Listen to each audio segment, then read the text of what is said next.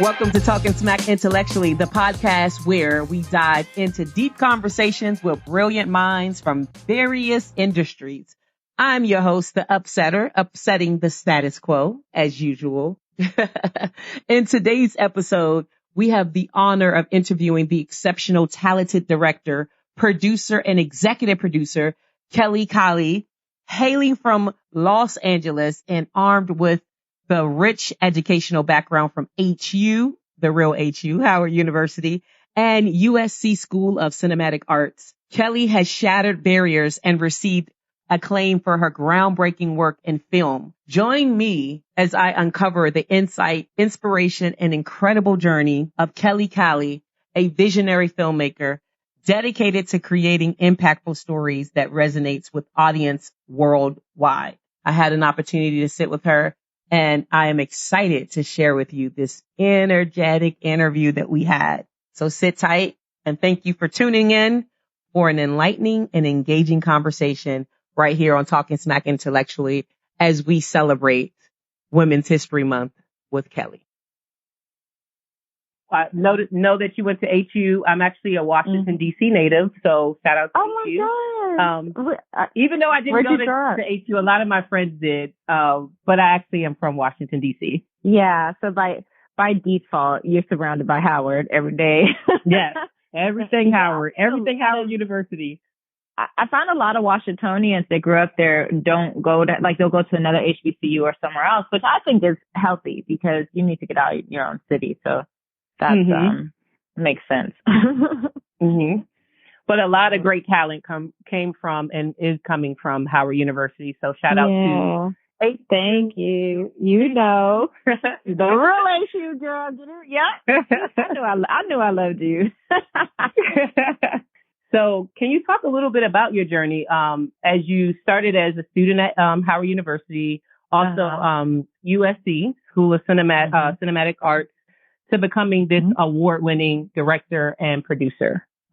Well, let's see. At Howard, I actually was a anthropology major. I focused in archaeology and mainly, but of course I still had to study and know cultural anthropology, linguistics, and forensics. And but I was doing archaeology for a long time before anything. Oh, wow. It just so happened, I was excavating in the ancient Mayan sites in the Central American rainforest, living out there. Pitching a tent, living out there for months, digging a hole for the bathroom, catching tarantulas. I'm a weirdo. I like spiders. I know that's so weird. I'm not afraid of spiders either. Well, see, we come from the same cloth. Now, you know what's funny? I did go to school for film too. That's fantastic. Oh, that's good. Yep. And then so you still working within the same media, so that's fantastic. I love it. How did you transition into film? So there, on one of the archaeological digs, there happened to be a film crew that came out one time, and they didn't really understand the archaeology or what we were doing. So I sat down with them and I wrote out all the questions and basically structured the story. And I didn't realize at the time that I was basically writing the script. And that film went on to win all these awards. And then I thought to myself, wait a second, maybe. So I thought maybe there's something there. Maybe there's something there. So I thought to combine my interest in the anthropology and, the human stories and history with filmmaking. So I got work at National Geographic Television and Film in Washington, D.C. And that completely solidified my journey as a filmmaker, telling stories that are based in truth, that are bringing along positive social change and things of the sort, but while doing it in a creative and artful way. So that's how, and Very I nice. ended up going, to USC to study with my master's in that. I was going to ask about that experience at the National Geographic Television and Film and how it influenced your career, but you really touched on it, saying that it really solidified it. But how was that time there as a person that came from the background that you came from and going right into film. How was that experience? Can you touch on that a little bit? The thing that I really liked at Nat Geo is the research aspect, because like in anthropology, you have to be a really good researcher. And, in fact, like I had my National Archives researchers pass, and I would spend time in the National Archives researching and backing up the data that we had done in the field for archaeology. So I love to research. I love to dig around, find information, discover things. And so at National Geographic, I got to do those same things. I got to use those same skills in development, because a lot of their stories are based in truth. And so I got to bring that researcher background to actual storytelling. And that's what excited me the most when I was at Nat Geo. I mean, I got to like also handle animals and do like other cool things too. But the most fun for me, because I'm a bit of a nerd, is I love it. Yeah. I like learning new things that I would have never looked up before. And that's, I learned so much while I was there. Congratulations on all your accolades. You were recipient of the 2021 Academy Gold Fellowship for Women, also received the Student Academy Award, the same award that the likes of Spike Lee. A lot of people don't know about the student. They don't. I'm impressed that you know. That had to be amazing. Like, okay, I didn't know about the Student Academy Awards like that. Like, I was at USC, and for a long time, I didn't know people could apply to that. It wasn't until like, I think my last year that I became aware of it. I didn't know that the Academy votes for best student film as well. It's the same voters, same exact voters that vote for best picture at the Oscars. The same voters that vote for the student film, right? To win the student Oscar. So I was basically just focusing on the story. I had spent, I've been going to Haiti studying children's rights and living conditions prior to the earthquake.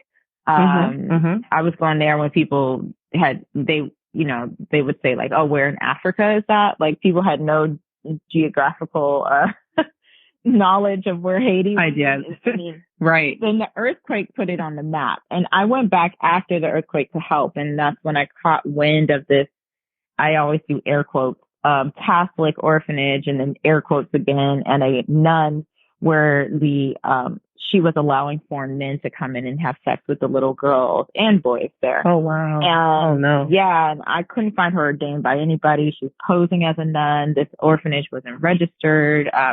Tried to alert people, but the earthquake was too devastating that nobody was really caring about. An orphanage is not registered at the moment because too many people were dying everywhere. And so I started to investigate that over years, girl. And the rabbit hole just went deeper and deeper and deeper. And it was also quite dangerous. She had put hits out on people. Yeah. People in the town were warning me to stop because she had put hits on people before and they had to flee and those types of things. And she had some of the police on her payroll. It was like this whole thing. And so anyway, I had used what I had gathered to get accepted into the University of Southern California. And then I was instructed there, actually from my documentary professors, to consider writing it as a fiction narrative. So not a doc, but a narrative story. And that's LALO'S House? A true event. Yeah, that's LALO'S House, exactly. I'm sorry. Yeah. Yeah. Oh, no problem. And so, that story Garcelle Beauvais got involved with, and I just wanted her to act in it, but she was so connected to it that she wanted to executive produce, and it was her and her producing partner, Lisa Wilson, who got involved. And then, we were able to, because at first I could only fundraise enough as a student to like try to make Los Angeles look like Haiti. Like that was going to be hard, you know? Well, that's, yeah, but she got involved in and of itself. Girl, who you tell it? And then we tried to, but then she was like, no, we have to shoot in Haiti. And I was like, I agree, but where are we going to get the funding? And so being that USC is a 501c3 nonprofit, I was able to get donations sent there, and it can go to the thesis fund. And she talked to Jamie Foxx, and Jamie graciously covered all the flights for us to be able to get to Haiti to tell the story. And what's so exciting about this film is not that that it won a Student Academy Award. That's great because it brought attention to it. But what it ended up doing is that UNICEF used it to help lobby the assembly members in New York, because there was a law on the books that was allowing child traffickers to get off on a technicality that stated that you have to prove that the child did not consent to sex, which is absolutely absurd because children can't. Right. Yeah. That's ridiculous. Ridiculous. Wow. But yet it was still on the books, and they had been lobbying the assembly members for a very long time, and nothing had been working. And they decided to use art. They decided to use a film to screen to the assembly members and have the discussion about these law changes, because what filmmaking does is it puts a face to the numbers. It's no longer statistic. It's something that they can relate to, a name they can put. So even if it's a character name, it doesn't matter. They can see the effects of how this is hurting children in particular. Right. This story. And so they changed the law. They went to vote and they changed the law. So knowing that the film helped assist UNICEF in that lobbying for something so important is really why I became a filmmaker. Oh, right. That is some groundbreaking work. We can jump right into Kemba, because your latest film project, the impact of Kemba Smith's case on the legal profession, leading to inspiration of many attorneys and prosecutors, it's significant. And so, what inspired you to tell Kemba's story, particularly focusing on her resilience, her hope, and the collective effort to seek justice and freedom? Yeah, well, when Kemba's story came my way, I read the email that was sent asking me to consider it, and within the first two sentences, I knew I had to do this film, because Kemba's story is, even though it happened a long time before I went to college, it was still happening. Because it happened to my best friend. And so her story hit home with me, because the time we were supposed to go to college, that summer, my friend, we both went to church. My dad was a pastor. Her mom was a missionary. We do not remember meeting each other. They put us in a crib together to play since we were 2. So she's assisted me. This is family. And we've had another member of the church who was a big brother, who just asked her if she would accept packages for him that summer and make a little money before she goes back to school, all that kind of stuff. And, she trusted him, and she did it. And everything was going well until one day her door got kicked in by the feds, a gun in her face, in her bag. And she realized that inside those packages were kilos of cocaine. And so that summer, and it's her first offense, she had never done anything before. She's an educated girl going to college, just like Kemba. And that summer, I ended up going to Howard, and she ended up going to federal prison. Oh my gosh. So I needed to tell the story not only for Kemba, but for all the Kembas out there, for my Kemba, my best friend, there's just too many people. The difference between Kemba and a lot of other women that are currently incarcerated is that she came from a family that was able to, not that they were rich, but they had enough to fight, to pull on different lawyers, to mortgage their house, to file bankruptcy, but they had something, and they gathered the community, and the community got behind her. But there's so many people who have nobody, and they're not, and they're wrongfully sentenced, but there's no one there to fight for them. I think a lot of women can resonate with at least being wrongfully accused or associated with a spouse, being young and dating older men, and having myself associated with some of their indiscretions, I'll say. So it's a very relatable story to a lot. And I think a lot of women appreciate this story and it coming to the forefront and speaking about the injustice. And so that goes around sometimes our association. And In what ways do you hope that Kemba would share light on the complexity of war on drugs, unfair sentencing practices? Yeah. So that was my point. So poster child. So Kemba is the poster child of what should not be, right?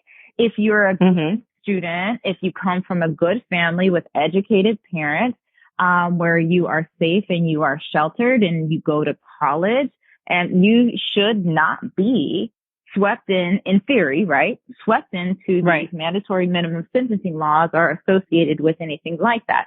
And see, the problem with these mandatory minimum sentencing laws is that when people do get affiliated with the wrong people, not knowingly, she didn't straight away know that. She learned later, a little bit later, that he was a kingpin drug dealer, but it was too late by then. She was completely sucked in.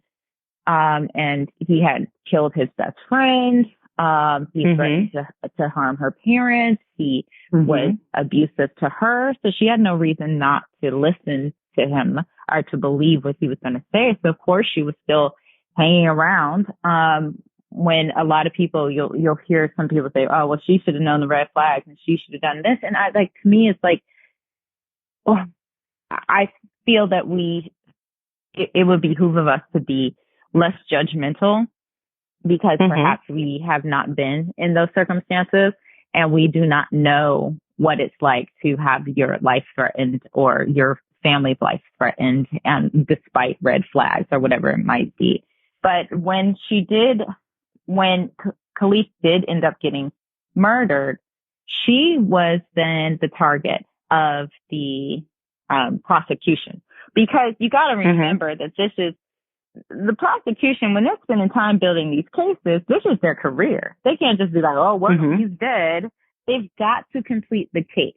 And so with mandatory minimum sentencing laws and conspiracy laws, you're able to sidestep the people who were around them, who were around the person committing the crime, which doesn't make sense. Like, Kemba was given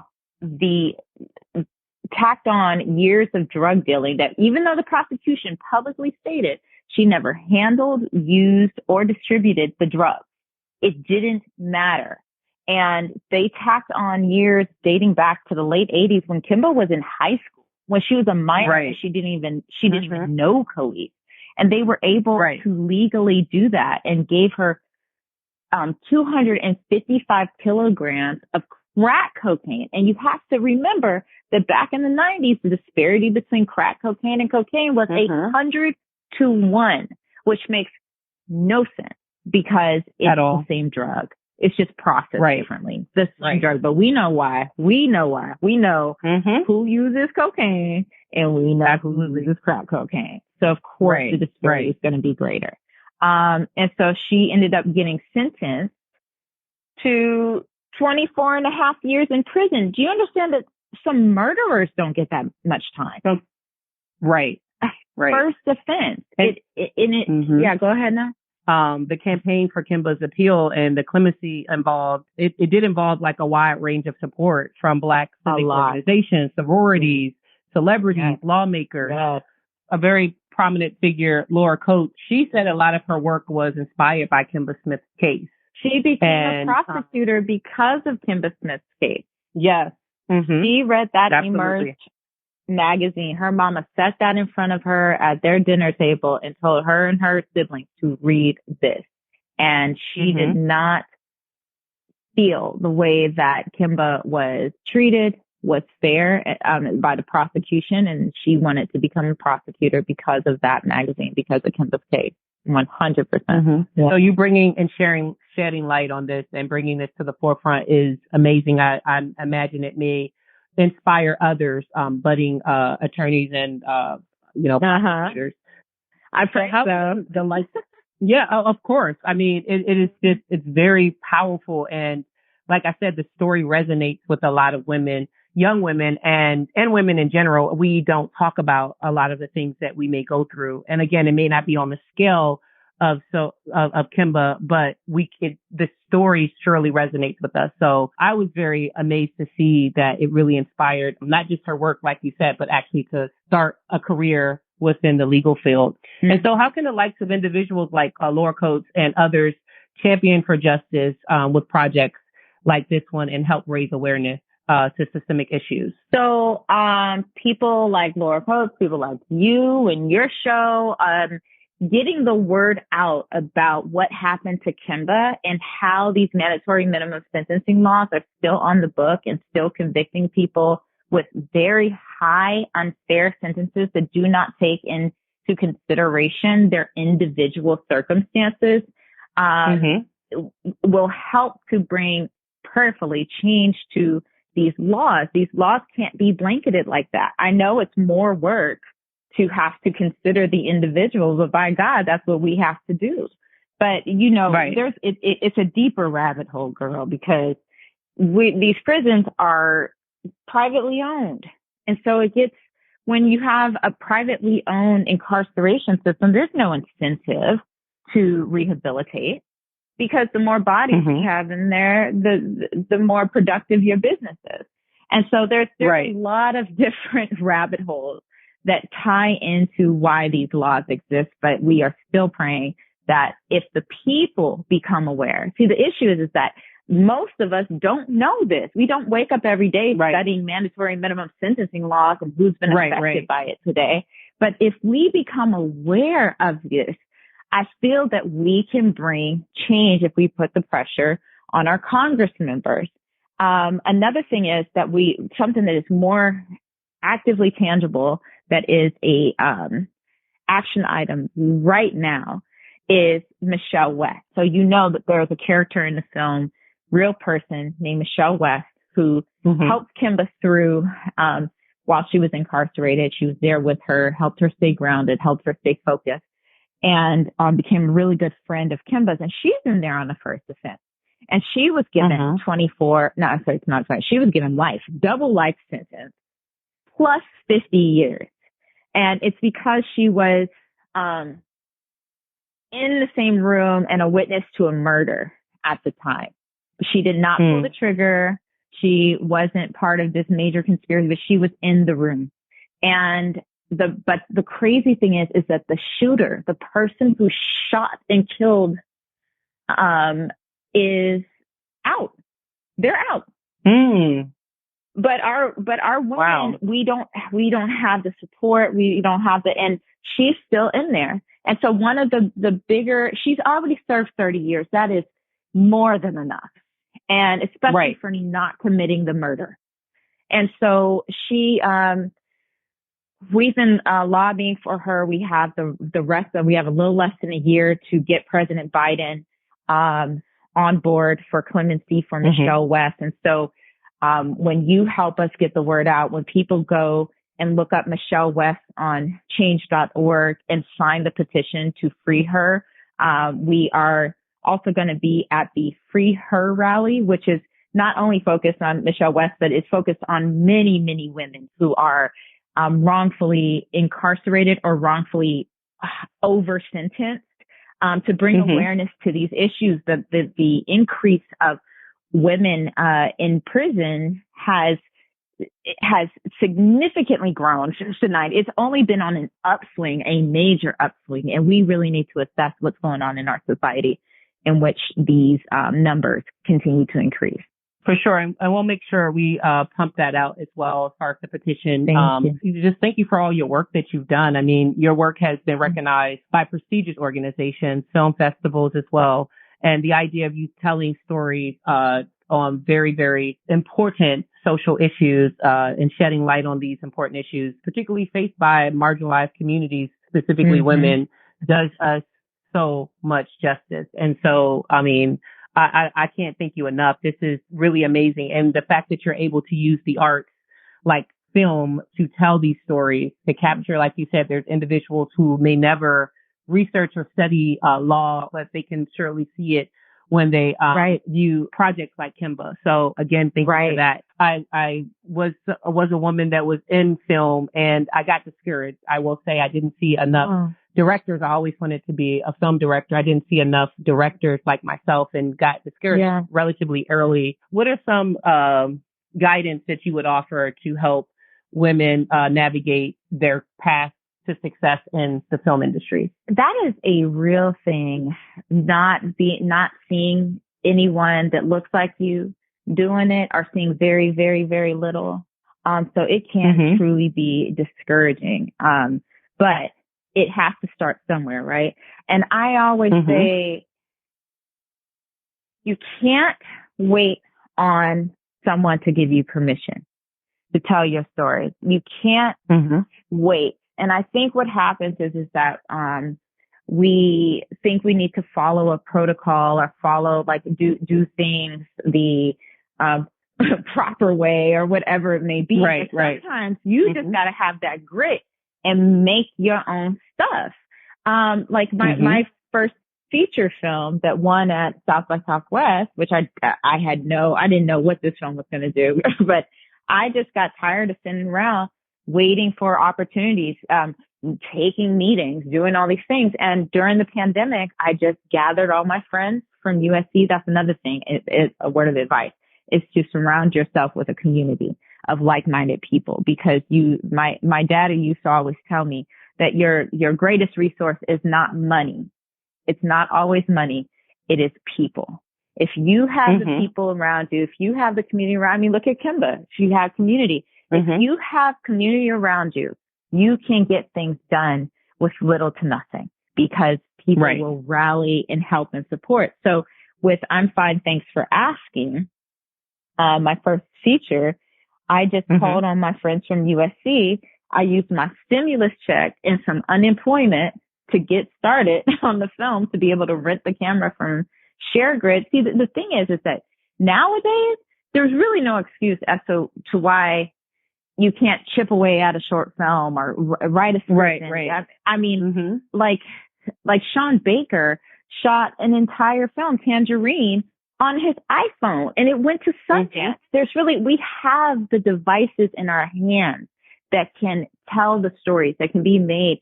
And the one thing is that when people watch films, they're very forgiving of the images. So you don't have to be perfect. Like if you look at Issa Rae's early work on Awkward Black Girl, like it wasn't the greatest film thing. The same with Broad City, when they were just starting out. But it doesn't matter. People forgive that when there's a good story. So my advice is to learn to tell a good story. Master your craft with storytelling, especially with the AI that's coming out now.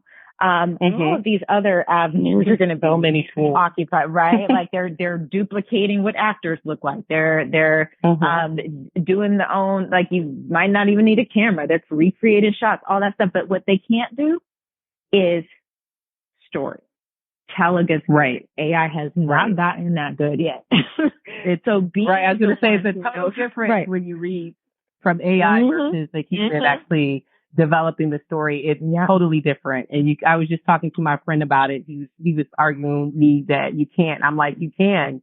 It's a huge difference in the tone, especially from a writer's perspective. It's great to outline, but as you mentioned, like it hasn't mastered, thankfully. And I think that's all wrapped into the consciousness. I don't want to get delved too much deep into that. And I'm a little nerd myself when it comes to tech, but I'm thankful for being able to utilize the advances in technology, but surely I don't think it could ever replace the human touch at all. You're right. So you're right. And so once you've mastered that, because it can't, you are 100% right. And you have surrounded yourself with a community of like-minded, crazy artists like you, then just go out and start chipping away at things. I don't care if you have kids. I don't care if you have like whatever your obligations are, full-time job. I know I have friends who shot films like every weekend. They shot 1 or 2 days every single weekend until they finished that film. And that film got into Sundance.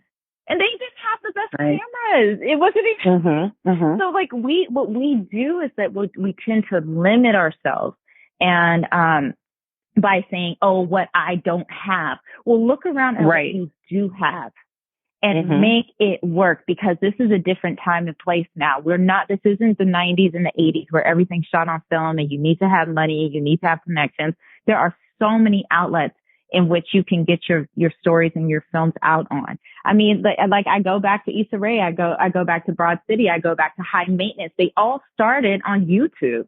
And then it ended up being major series on HBO and Comedy Central. There is no reason why you cannot make what you set out to make, but you need to know what you want to do. And I find that a lot of people, when you ask them, they don't truly know what they want to say, what their story is. So once you get that down, and once you've studied and mastered how to tell a story, I mean, you don't have to master it. Mastering is practice, right? So getting out there, shooting short, writing scripts, having your friends read it, all those types of things. That's how you're going to get things done. And then people will start looking at you. You start submitting to film festivals. You start building a name. Little by little, it takes time, though. Nothing is instant. And when you have that patience, it's, you know, it's like Nipsey said, it's a marathon. But when you have that patience, it will start to pay off. But you've got to stay at it. And you've got to look at it from the other side of the coin. It's really important to look at what you have versus what you don't have. Exactly. Yeah. If anybody does have a question, I'm not the fastest, but if they like message me on Instagram, I'm very active on Instagram. You know, I am Kelley Kali on Instagram. They say they were listening to your show and they have any specific questions. I'm happy to answer them. Just give me a little time to get to the messages, but I will. For sure. You know? For sure. Thank you for that. For sure. Of course. And so what are some of your aspirations that you're working on currently outside of Kemba as a director and content creator, particularly in terms of like raising awareness and fostering like change through storytelling? What are some of your upcoming projects? Right now I'm working on a documentary that's focusing on how our treatment.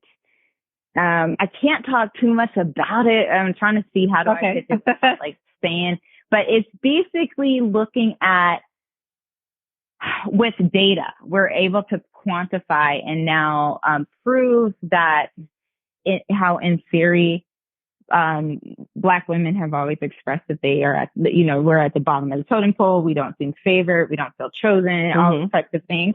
Well, there are doctors who have now been able to quantify that and prove that through these tests. And so, that is a doc that I'm working on now that is showing, how we treat our young Black girls, how it affects their mental health and development into Black women. And so that's a very important doc that I've been working on since 2018. So I've been chipping away at that for a while.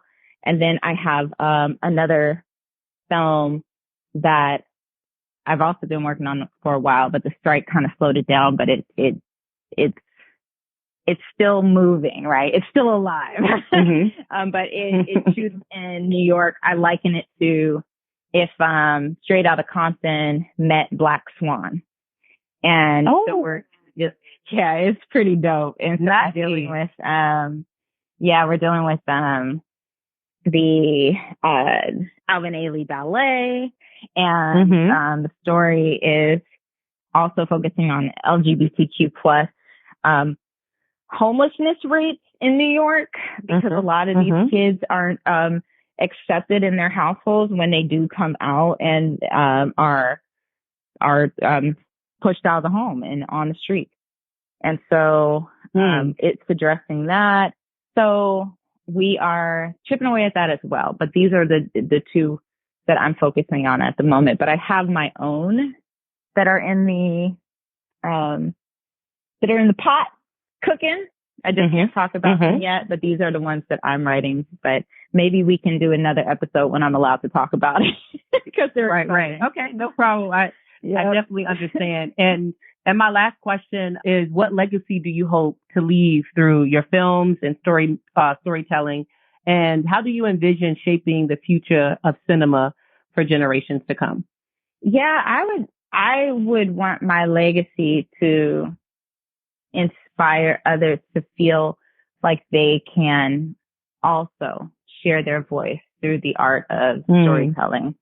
That it's kind of what I just spoke about, that to give people the confidence that it can be done no matter your socioeconomic status, that if this is truly what you want, there are many ways to pull it off and to get your voice out there that's going to impact others. I want my legacy to be a domino effect. I want to uplift others. That's what I'm telling you. Like anyone who reaches out to me, I try to give my time and give whatever inspiration or information they need so that they can tell their own stories, because we can't do it alone. I need you to succeed.